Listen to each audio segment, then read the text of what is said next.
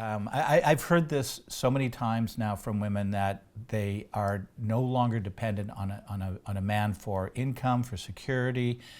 So if there is a man in their life, it's because they're choosing.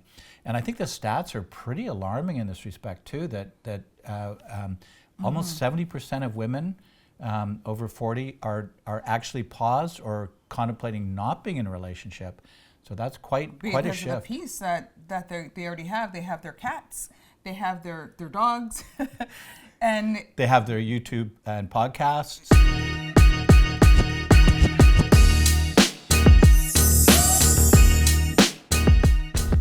Hi, and welcome back to XOXO40. I'm your host, Sandra, and by now you know what we do. We help singles who are 40 plus merge right back into the dating world. And today I'm going to be talking about something that Christopher has decided that he wants to join me in. So I'm going to be reading my script, and then he's going to be joining in every now and again because he needs to get in his piece with the men, right? He needs to make sure that the men have their say. So we'll see how it's going to go. All right, let's start. This video is for the men that are over 40 who want a real connection without wasting time. This one is for you. Welcome back to XOXO40, where we help single people over 40 merge back into the dating world. So let's face it, if you're in your 40s and back in the dating world, it probably doesn't feel the way you expected. Maybe you thought you'd be settled by now. Maybe you were, and now you're starting over. Or maybe life just moved fast and dating got pushed to the side. Either way, here you are, and what you've probably realized in this dating is dating today feels completely different than it used to be. The apps, the expectations, the pace, the uncertainty. But here's the part no one tells you. It's not harder because you're older. It's harder because you haven't learned to adapt. You need to know women don't need a man these days. They want one. But only if they continue the peace in their lives. What do you think of that? Well, I have to agree with it. I've heard this so many times now from women that they are no longer dependent on a man for income, for security. So if there is a man in their life, it's because they're choosing. And I think the stats are pretty alarming in this respect too, that almost 70% of women over 40 are actually paused or contemplating not being in a relationship. So that's quite a shift. Because of the piece that they already have. They have their cats, they have their dogs, and they have their YouTube and podcasts. They have XOXO40 just to listen and go ha-ha to for those people that are just choosing wrong. But we're definitely helping them choose the right way. Now, I'm guessing that part of what you're going to explain or help men to understand is what do they need to do to get those, to get to the 30% of women who do want to date, but maybe even better, get to the 70% of women who are contemplating not wanting to date. Great segue. So, most men struggling with dating because they haven't realized that women don't have to depend on the man anymore to be supported, correct? Those days are done, sir. A lot more women make enough money, sustain a good, peaceful life, and they just love life on their own, right? That's what we're saying. And now men have to come emotionally correct, something men never had to do because women we had to depend on them to bring in the bacon. Yeah, the patriarchy has done a really big number on y'all. And it's not a good thing. So I'm telling you, men, you all have to update your mindset. This is completely different social environment you're living in now. And the truth is, what worked in your 20s or even your 30s, it doesn't translate anymore. So if you've been feeling stuck, frustrated, or feel like you're putting in effort and getting nowhere, it's a strategy problem. And strategy can be fixed only if you're ready to change. That is. Now, before we go any further, let's get something clear. You don't need to become someone else to succeed in dating. You don't need to learn cheesy lines. You don't need to pretend to be more than confident than you are. And you definitely don't need to play games. But you do have to have a job at the bare minimum, okay? So that was a lot said. And would like, as a man, how do you think men should be or are approaching dating now that they're over 40? Well, if you check some of our other episodes, we do one on the modern man, and I think that that's probably the best episode that really covers the topic in some detail. Women, as Sandra's saying, women are not dependent in the same way, and those dependencies, the old school of being a man was, having a secure job, being maybe fairly dominant in the relationship, being the patriarch, so to speak, in the family and the relationship. And men were telling women to go cook, clean, take care of the children, take care of the bills, bring the kids to the doctor's appointments, CEO of the house. Right, exactly. So now they're looking, if they do want a relationship with a man, it's because he is a modern man. And that modern man, probably the key hallmark of that modern man is they've got to have emotional availability and emotional intelligence. So you've got to be much more involved in the day-to-day conversation. You've got to be engaged and very aware that it's the emotional support that she's looking for now, not financial. And with emotion comes a lot more self-knowledge, self-development. You've got to develop a confidence in your ability to be more than just a provider. You've got to be a conversationalist. You've got to be somebody who can, talk about topics that she's interested in, and obviously, hopefully, and you're be interested in. Yeah, exactly. So what you do need to do is align between who you are now and how you show up for the new dating age, because here's what women are actually responding to in your 40s. They're responding to clarity, consistency, being emotionally balanced, as you said, and intentional. They're not looking for perfection, not looking for performance, no false promises, and not some over the top version of masculinity. We absolutely hate that. Can I tell you that? That impresses other men, like the revving motor on a muscle car, blasting music in the summertime. No, that's for men. That is definitely not for us. Oh. And actually, and I wanted to just jump in there, gentlemen. So if this might sound sort of complex and overwhelming, and how am I going to know, and how do I grow and adapt? Well, here's a really simple tip: ask her, because chances are. She's single, she's over 40, she's looking for somebody her age or maybe slightly older. Somebody mature. And guess what? She can tell you what it was that wasn't working. She'll exactly tell you. So if you make that part of the first questions that you talk about on your dating, on your first date, on your second or third date, just say, hey, you're single, tell me about the relationships that you've been in. What worked, what didn't work? And she's going to ask you the same questions, so be prepared to talk about that.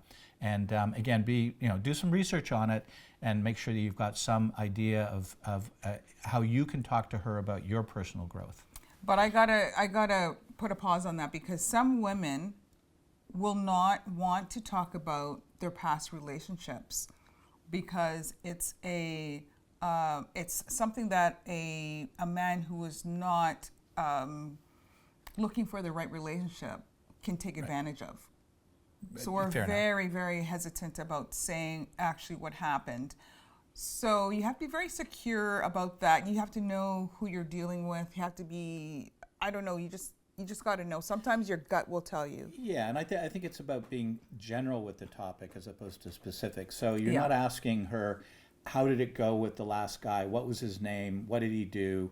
It's none of that sort of stuff. But you'll, in my experience, she's happy to talk about the general things that were not working, and that's what you're after. You don't want to talk about specifics, and you don't necessarily want her to ask, or you don't want to engage in specifics either. Women don't want to hear about your last girlfriend or the specifics of. Especially if you're calling your last girlfriend the B word. Right? Like every time you talk about Even her. if she was. Even if she was, but she wasn't. Okay. A woman looks for a man who knows who he is and isn't afraid to stand in it. But that's where a lot of things start to break down, because even if you are successful in your career, even if you've built a life you're very proud of, even if you're genuinely a good guy, even if you have lots of muscles and a car to match, none of that automatically translate into dating success. Different skill set, different rules, different signals. And if you don't understand those signals, you end up in one of a few frustrating cycles. You match with someone, conversation starts and then fades out.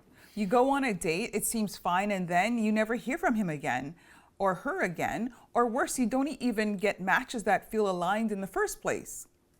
And after a while, it starts to mess with your head. You start questioning things you never questioned before. Is it me? Am I too old for this? Did I miss my window? No, but you do need a new approach, because dating in your 40s isn't about chasing attention. It's about creating connection. And connection comes from a very different place. It comes from how you communicate, how you lead interactions, how you express interest without overcompensating, and how you filter for the right people instead of trying to win over everyone. And here's a tip that I really believe in, and I think a lot of men get wrong. At first it seems it seems interesting that you're swiping right enough times to have. It's almost addictive. It's fun. It's fun. It's Yeah. addictive, and you're like, oh, this is amazing. When I was younger, I never had an opportunity to date this many women in this short a time frame. It was like, every few months or so you might run into somebody that's interesting. So, but don't go overboard on that side of things, because if you don't lean into the individuals that you're meeting, you'll never know. Because everybody's going to be somewhat guarded, and if you're not leaning into that first date, that second date with somebody, you're just not going to find out or know. So take your time, take a deep breath. They're still going to be there the next time. You go back to the app, but make sure you take a pause if it happens to be somebody that seems interesting. And take the time to get to know her, to find out if it's somebody that you do want to spend more time with. And that last one is a big one. A lot of men approaching dating like it's a numbers game, as you're saying. Yeah. More matches, more messages, more dates. But if those matches aren't aligned, you're just burning time and energy, and that's exactly what you said you don't want. So instead, the focus shifts from volume to quality, from chasing to choosing, from guessing to understanding. Now let's talk about something practical, your presence. Not just how you look, but how you come across, how you present yourself, because whether it's on an app or in person, you're communicating something before you even say a word. And actually, and if I can jump in there for a moment, we just did an episode on being present. Again, highly recommend that you look into that, watch that episode.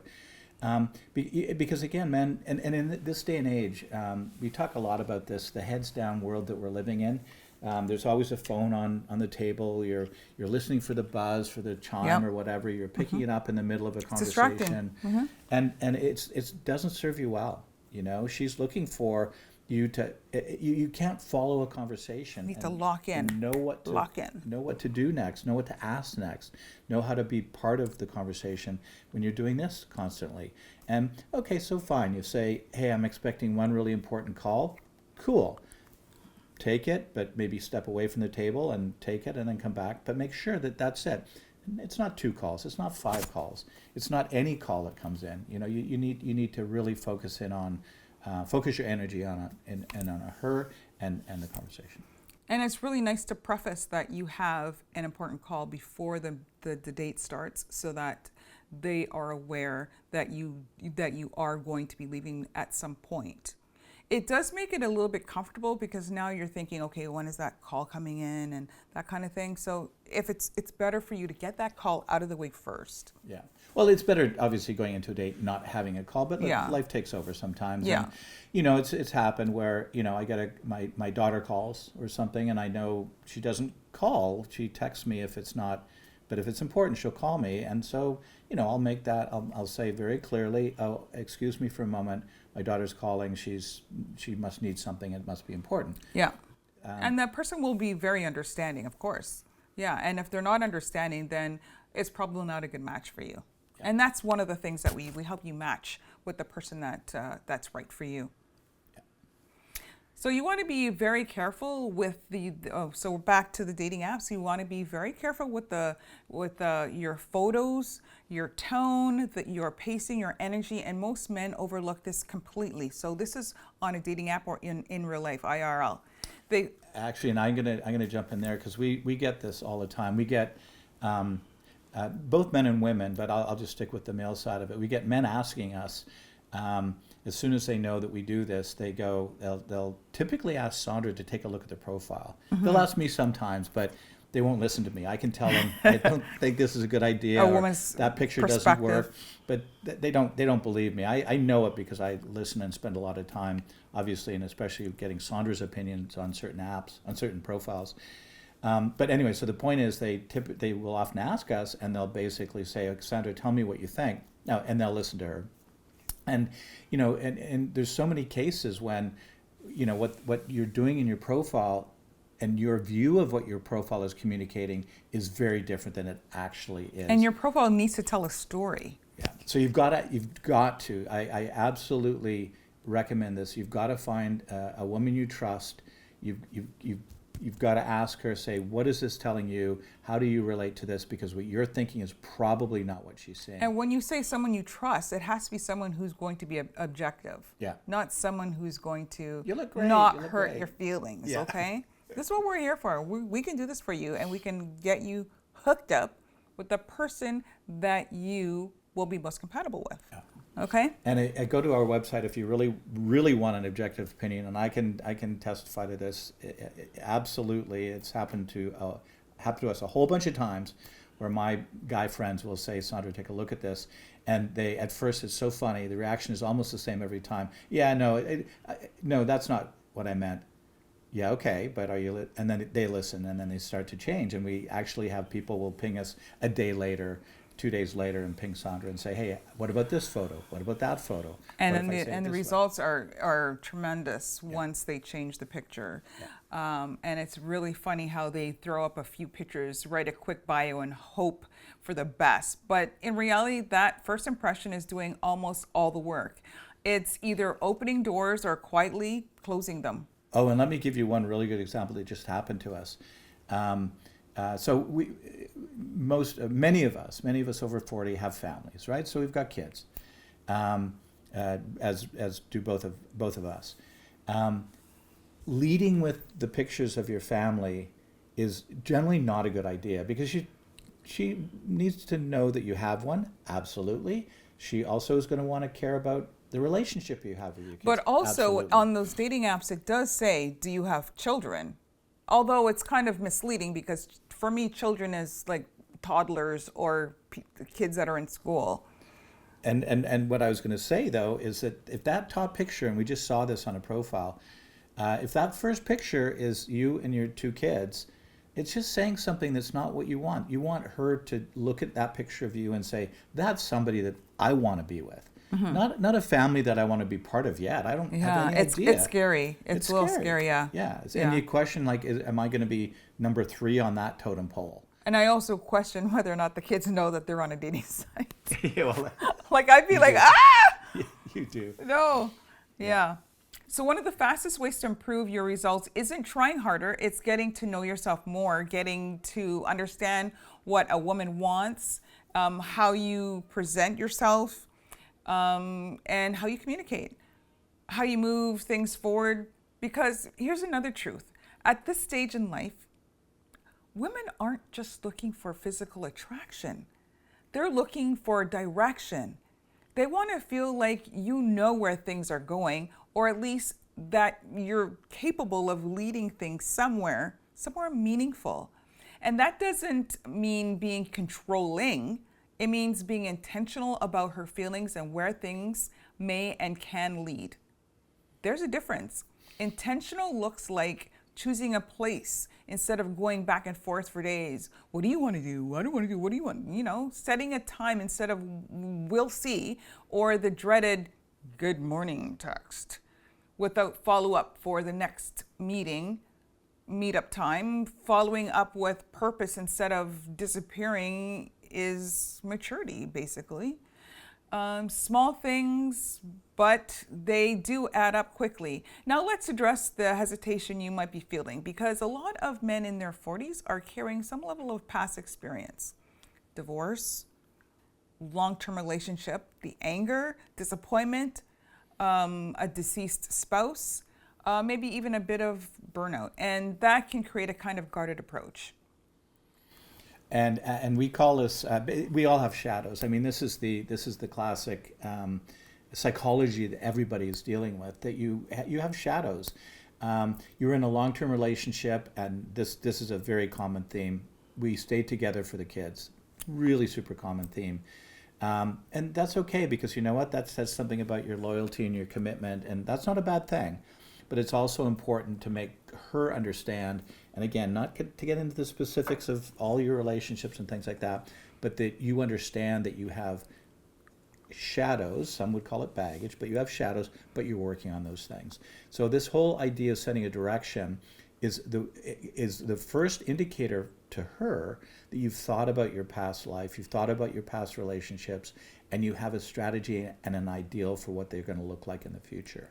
And that is going to really impress her, because believe me, she spent a lot of time doing that. And again, especially if she's in that 70%, she's spent a lot of time deciding that she doesn't want, especially to go back into a relationship with somebody who hasn't really contemplated what wasn't working, what didn't work, where do I want to go in the future that is a much more positive place for me and the person that I want to be with.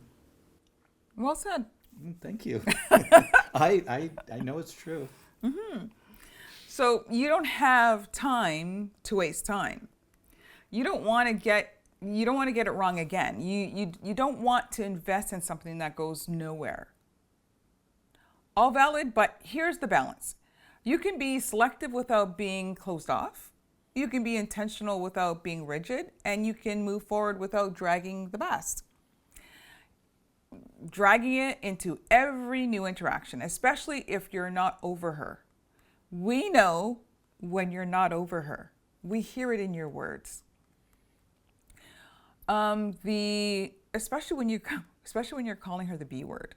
That, like I said before, that's not it. That's you're giving immaturity. It's a red flag, and I mean, let's face it. The first thing she's going to think about is, how is he going to describe me if this relationship doesn't work out? I mean, that's, or even in an argument. Exactly. And so what I was going to say about it too is it's this really delicate balance between intention and patience, because a relationship takes time.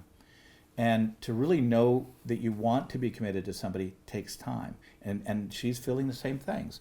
So you state intention, you state it with a willingness to be open, though, and then you give it some time and you have patience around letting her come towards that vision. So it is that delicate balance between, yeah, I'm looking for this, versus, wow, he sounds really rigid. And again, we've heard this in people. Some of the people that come to us and are asking for dating advice, and we're like, well, you actually need psychology advice about how to become less rigid and less. You will never find that person. It's just you're asking for way too many shopping list items as opposed to really a relationship. Mm-hmm. So that's where real confidence comes in. At this stage, not from having all the answers, but from knowing you can handle whatever comes next. So instead of asking, how do I impress her? Start asking, is this someone I can actually want to be with? That one shift alone will change how you show up. It takes you out of performance and puts you into presence. And presence is where connection happens. Now, if you take anything from this, let it be this. You don't need more effort, you need better direction, because the right approach doesn't feel exhausting. It feels clear. It feels grounded. It feels like you're finally moving forward. And that's exactly what dating should feel like in your 40s. Not chaotic, not confusing, but like you're stepping into it with intention, experience, and a better understanding of what actually works. So when you're ready for that, if you're ready to stop wasting time, stop second guessing, and start building real connections, then you're in the right place. We help you update your photos, so no more fishing photos or photos posing with wild animals and laying down bare-chested on a bed selfie. Yes, I've seen them. We help you with creating your bio by asking you questions and understanding what type of woman you are looking for. We will help you build your profile toward that person that will match best with you. You wouldn't show up to a dream job not knowing how you can best be beneficial to them. So why show up for your dream woman unprepared? XOXO40 will help you with conversations, whether on a dating app or conversations IRL. You will need help with styling and grooming as well. We are your one-stop shop for meeting that person that is right for you. Remember to like and subscribe to us on our YouTube channel and follow us on XOXO Love on TikTok. Love to see you there, and come join us. XOXO 40.